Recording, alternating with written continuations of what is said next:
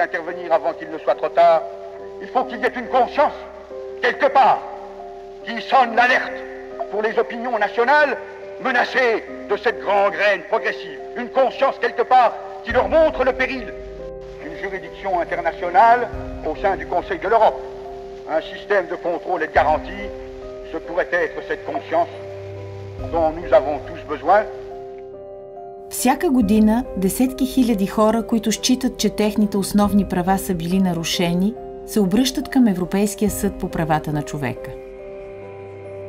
Кой е този съд, който повече от половин век позволява на гражданите да осъждат държавите членки и чието решения могат да засегнат всекидневния ни живот? През 1949 година, след края на Втората световна война, няколко страни обединяват сили, за да създадат Съвета на Европа с цел защита правата на човека, демокрацията и върховенството на закона в цяла Европа.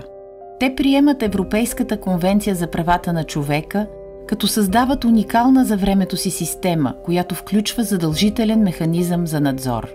Така съдът е създаден през 1959 година в израз на желанието на държавите членки никога повече да не преживеят зверствата, извършени в средата на 20 век. В началото се включват 12 държави. Сега те са почти 50. Съдът заседава в Страсбург, в сградата по правата на човека. Съставът на съда включва по един съдия от всяка държава членка на Съвета на Европа. Съдиите, които се избират от Парламентарната асамблея на Съвета, са напълно независими и не представляват интересите на своите държави. При разглеждане на жалбите, съдиите се подпомагат от секретариат, който се състои от служители от всички държави членки. Всеки ден съдът получава стотици писма и телефонни обаждания. След като жалбите пристигнат в съда, те се разпределят и изпращат към някои от отделите на секретарията, които подготвят делата за съдиите. Всички решения се взимат от съдиите, които заседават в едноличен състав, комитет от 3 съдии, камара от 7 съдии или, за най-важните случаи, голяма камара от 17 съдии. Процедурата е писменна. В много редки случаи съдът провежда открити съдебни заседания, които се заснемат и излъчват на интернет страницата на съда. Всяка година съдът получава огромен брой жалби.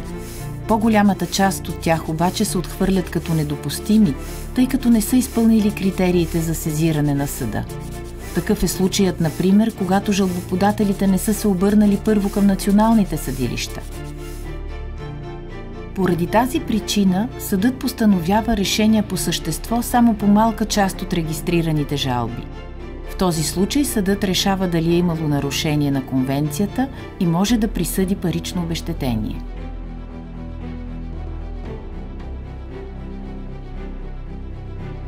От създаването си досега съдът е разгледал стотици хиляди жалби. Това едва ли е изненадващо, като се има предвид, че броят на лицата, защитени от системата, е около 820 милиона. Потенциални жалбоподатели, живеещи в страните, поели ангажимент да спазват конвенцията.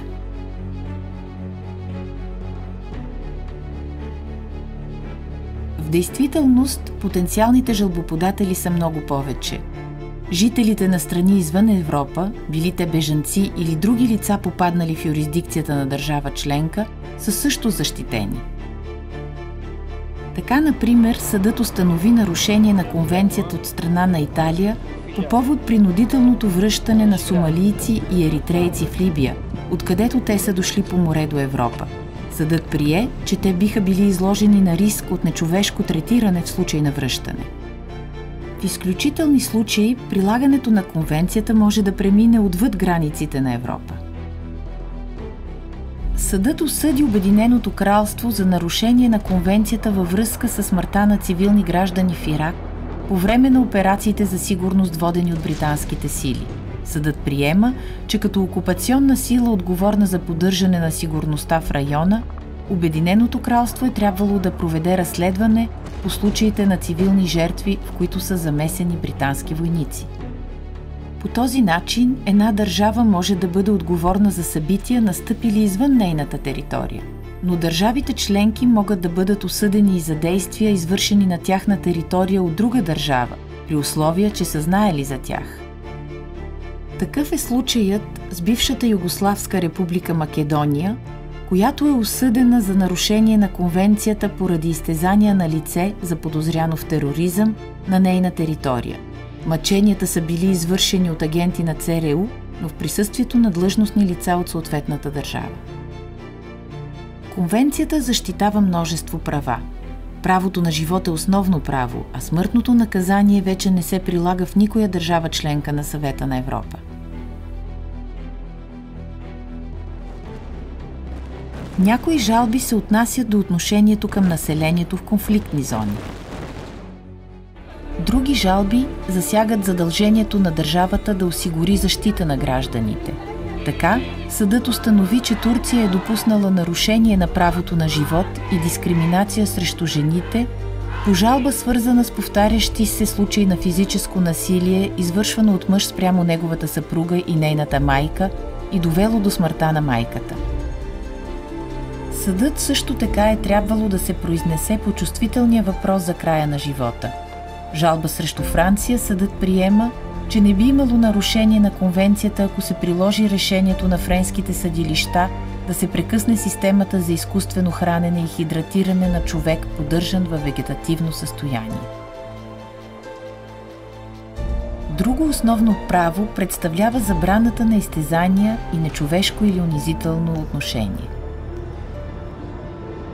Например, Гърция е осъдена за изтезания, наложени на незаконен турски мигрант, чиято лодка е спряна от гръцката брегова охрана, докато той се опитва да стигне до Италия.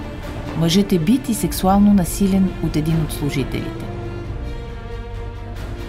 В множество жалби, заведени срещу различни страни, съдът е установил проблеми с пренаселеност в затворите и нечовешки и унизителни условия на задържане.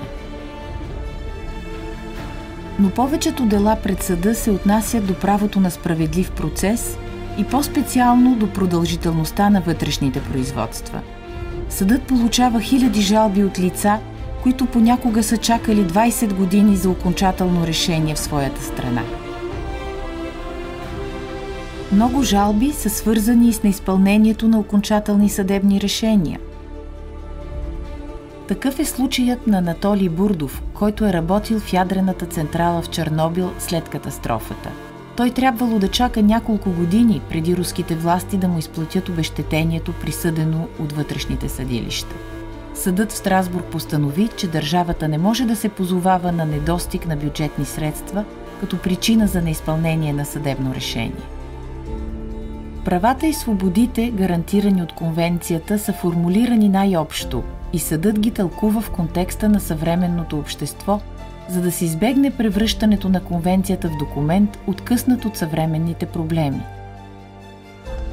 Така, например, съдът неколкократно е постановявал решения, свързани с дискриминация срещу хомосексуалисти, по повод криминализирането на хомосексуалността, забраната за участие на хомосексуалисти във въоръжените сили, организиране на гей паради или във връзка с регистрираните партньорства.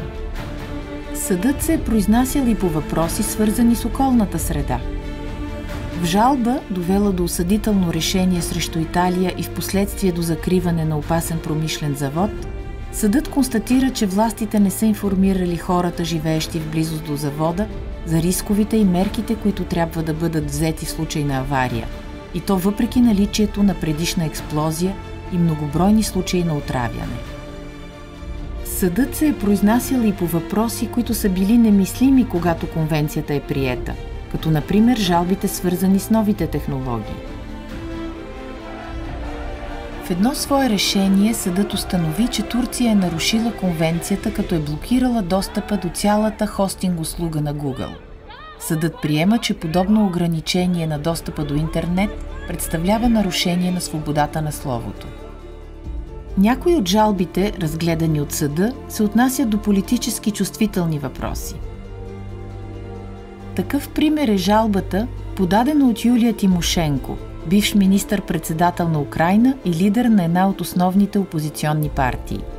След смяна на правителството, тя е обвинена в злоупотреба с власт и е задържана. Съдът установи, че задържането на госпожа Тимошенко е било произволно и незаконно, не е било предмет на адекватен контрол и е било мотивирано от съображения, различни от отправените й обвинения. Някои жалби могат да предизвикат остра реакция сред част от обществото.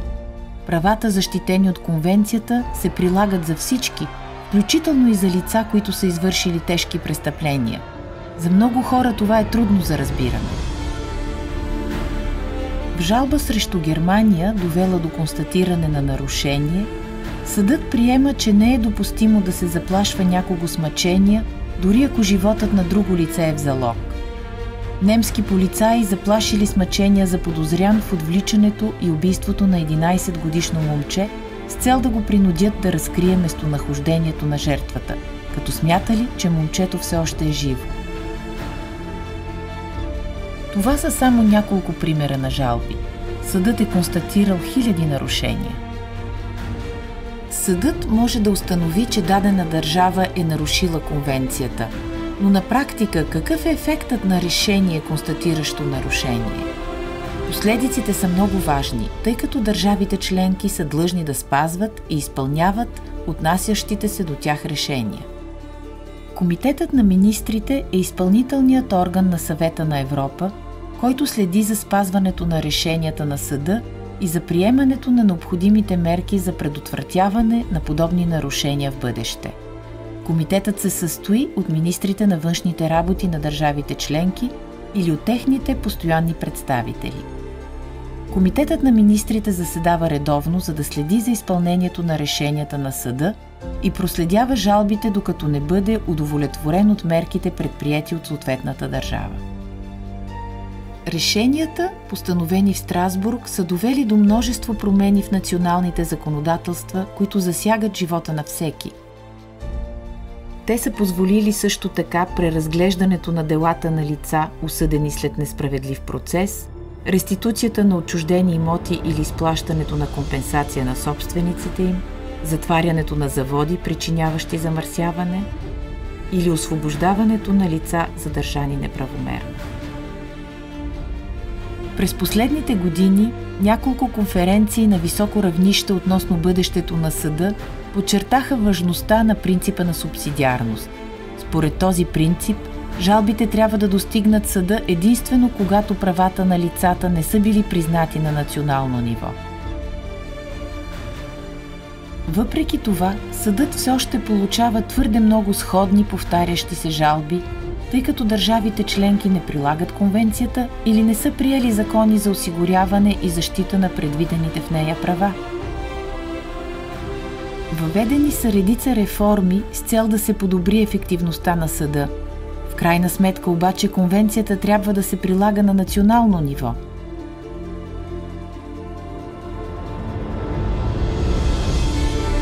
Правителствата трябва да предприемат действия, чрез които да се гарантира спазването на конвенцията.